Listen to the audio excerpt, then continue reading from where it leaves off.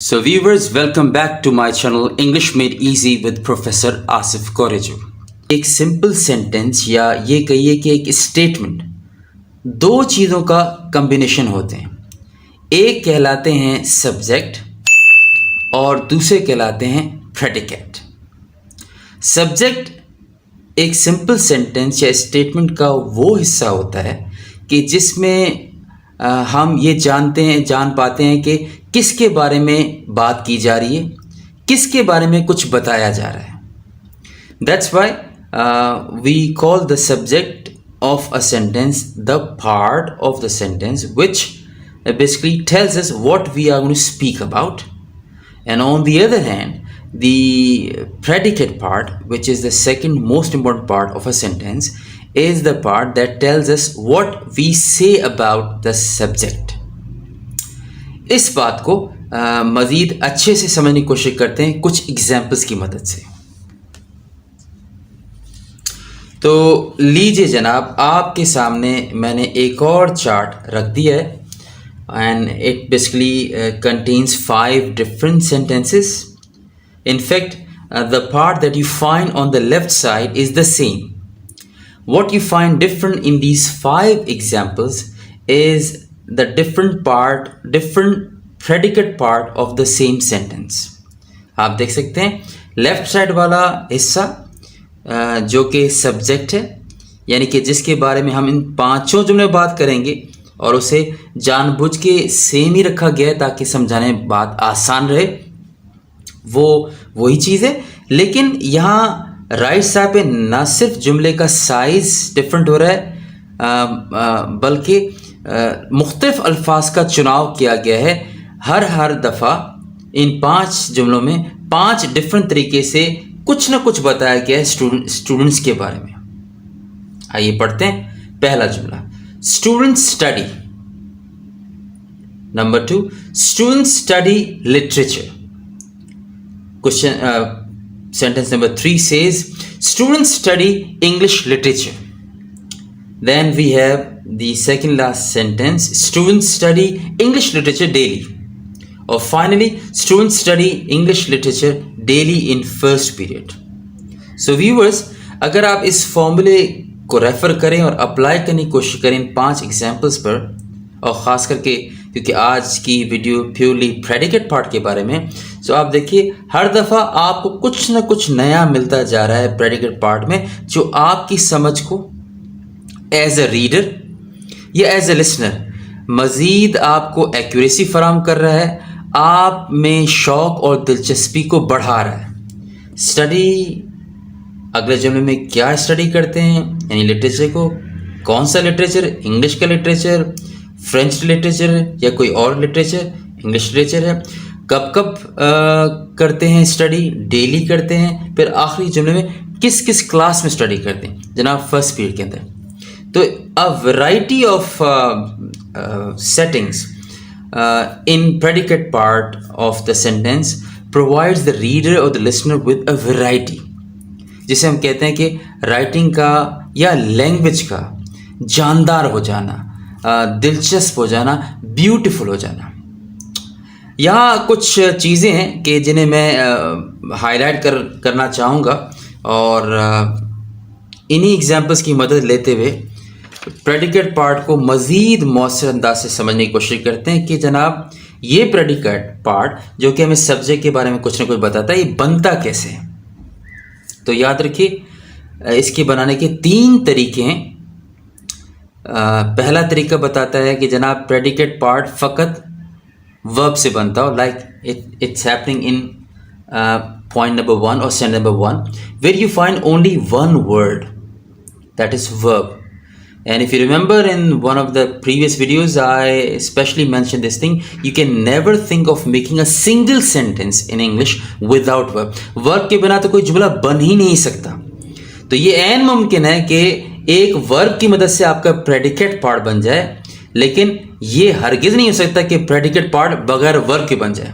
तो आप देख सकते हैं वर्ब को भी जानबूझकर वही रखा गया ताकि समझ आसान। सो बेसिकली स्टूडेंट्स भी सेम ही है, वर्ब को भी सेम रखा गया, और वर्ब के बाद बेसिकली चेंजेस हो रही हैं।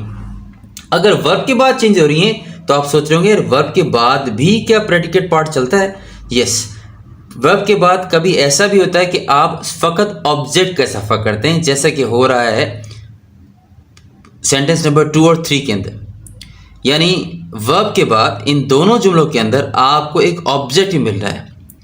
मैं आपको रिमाइंड कराता चलूं कि ऑब्जेक्ट भी एक नाउन या प्रोनाउन होता है कि जो एक्शन को रिसीव कर रहा होता है। यानी यहाँ पर देख लीजिए कि स्टूडेंट पढ़ते क्या हैं? लिटरेचर। फिर तीसरे पे अगर इसी फॉर्मूले को, ऐसी डेफिनेशन को अप्लाई किया जाए, स्टूडेंट्स पढ़ते तो हैं लिटरेचर, पर कौन सा literature? So students study English literature. So predicate बनाने के 3 तरीके जो हैं, उनमें पहला आप पाते हैं नंबर 1 के अंदर, यानी कि फ़कत वर्ब के आ जाने से प्रेडिकेट बन जाए। दूसरे और तीसरे के अंदर पॉइंट बी प्रूव हो रहा है, यानी कि वर्ब के साथ आप ऑब्जेक्ट को कनेक्ट करते हैं।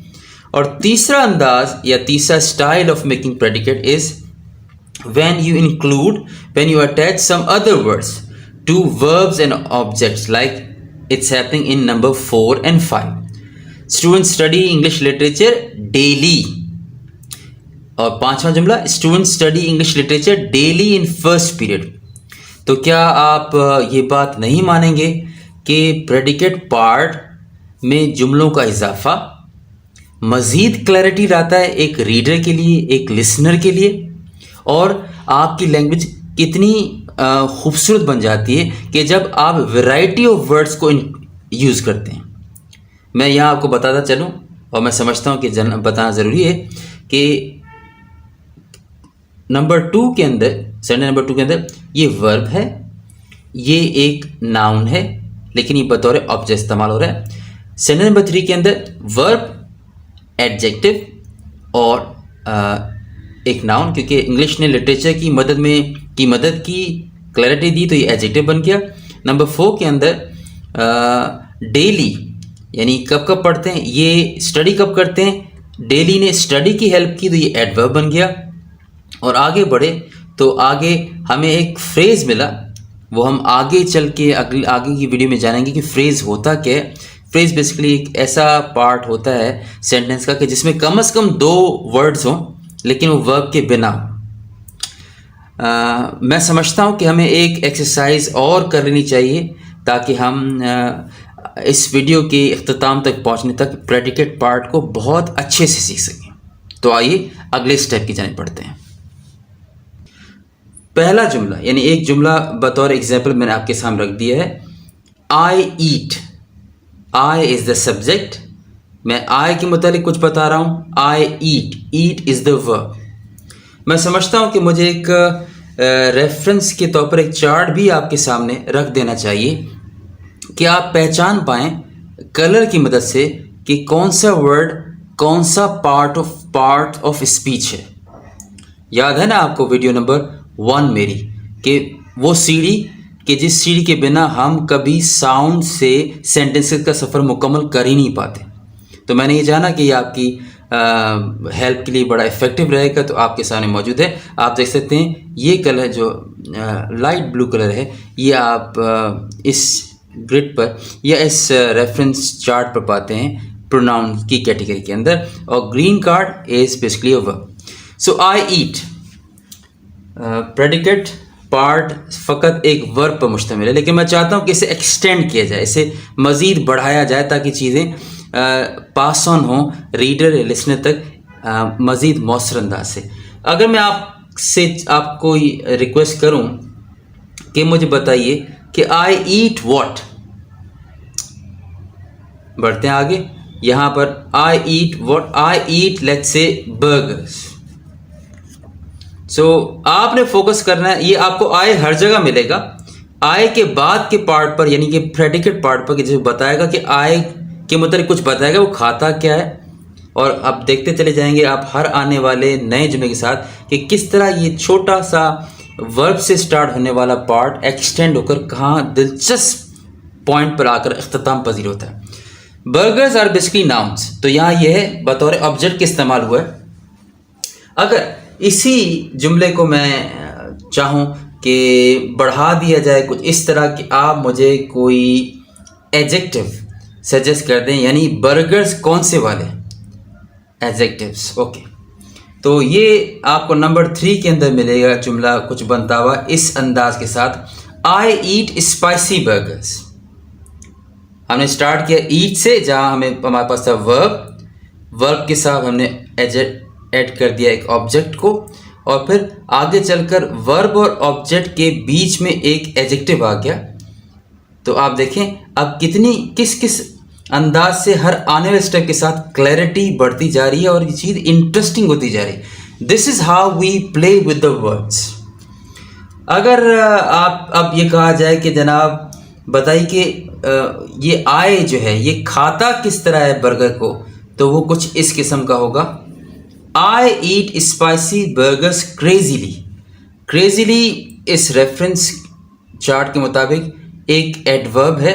इसने हमें ये बताया कि ये ईट कैसे करता है। So the part of speech which tells about the verb is adverb. अच्छा, अब इसी एडवर्ब को और अगले स्टेप पे जाते हुए आई ईट स्पाइसी बर्गर्स क्रेजीली को थोड़ा क्रेजीली को और बता दे अगर बंदा कि कैसे, तो अच्छा खासा क्रेजीली, आई eat spicy burgers quite crazily. और अगर आप आगे चलें और मैं ये चाहूँ कि कब ये आई खाता होगा, तो ये कुछ ऐसा बनेगा, I eat spicy burgers quite crazily every day. Observe कर रहे हैं आप कि किस तरह हम एक एक स्टेप आगे बढ़ रहे हैं, लेंथ भी इंक्रीज कर रही है और इंटरेस्ट लेवल भी ऊपर जा रहा है एवरी डे। अच्छा, ये बताया जाए अगर कि ये स्पाइसी बर्गर किस किस्म का है, तो कुछ यानी एक और एडजेक्टिव का इजाफा किया जाए कि बर्गर कौन सा वाला, स्पाइसी तो स्पाइसी वाला, बर्गर कौन सा वाला, तो ये जुमला कुछ अब इस तरह बन गया, I eat spicy chicken burgers quite crazily. और यहाँ देखिए एवरी डे से हटकर जुमला थोड़ा बदल गया, यहाँ पर इसकी 3 डिफरेंट वर्ड्स आ गए, लेकिन जुमला अपने इंटरेस्ट लेवल को बिल्कुल सस्टेन किए खड़ा हुआ है, बल्कि इंटरेस्ट लेवल तो बढ़ गया है। कहाँ फ़कत आई ईट था और फिर बर्गर आ गया, किस अंदाज से, और अंदाज भी कैसा, कब ये आगे चीज़ चल रही। और इस चार्ट को, क्योंकि लिमिट यहाँ पर एंड हो रही थी, इसका मतलब ये नहीं कि ये फ़कत 8 ही तरीके होंगे एक प्रेडिकेट पार्ट को डील करने के, लेकिन लिमिट को देखते हुए हम कह सकते हैं कि जनाब इस जुमले को हम ऐसे भी आगे बढ़ा सकते हैं कि I eat spicy chicken burgers quite crazily every Sunday evening. आप देख सकते हैं मैंने आप ही के सामने फ़कत प्रेडिकेट पार्ट को डील किया है, लेकिन कुछ इस अंदाज से कि वाकई चीज़ें बताना इंटरेस्टिंग होता जाता है, राइटिंग में दम आ जाता है, जान आ जाती है जब उनमें आप क्लियर कट एक्यूरेट वर्ड्स का इस्तेमाल करते हैं, उन्हें सही जगह पर फिट करते हैं। तो दोस्तों आज की वीडियो में बस इतना ही। मेरी अगली video the subject of a sentence को देखना हरगिज़ मत भूलिएगा, कि जिसमें मैंने बिल्कुल इसी तरह से इंतहाई आसान बट हाईली वैल्यूबल एक्सरसाइजेस के ज़रिए सब्जेक्ट पार्ट को भी समझाने की कोशिश की है। उम्मीद करता हूँ कि आप को मेरी वीडियो पसंद आई होगी। आप इसे लाइक करना नहीं भूलेंगे, और अगर आप इस फोरम पर नए हैं तो चैनल को सब्सक्राइब भी कर दीजिएगा। मिलते हैं अगली वीडियो में the subject of a sentence topic के साथ। Until that time, take care and bye bye.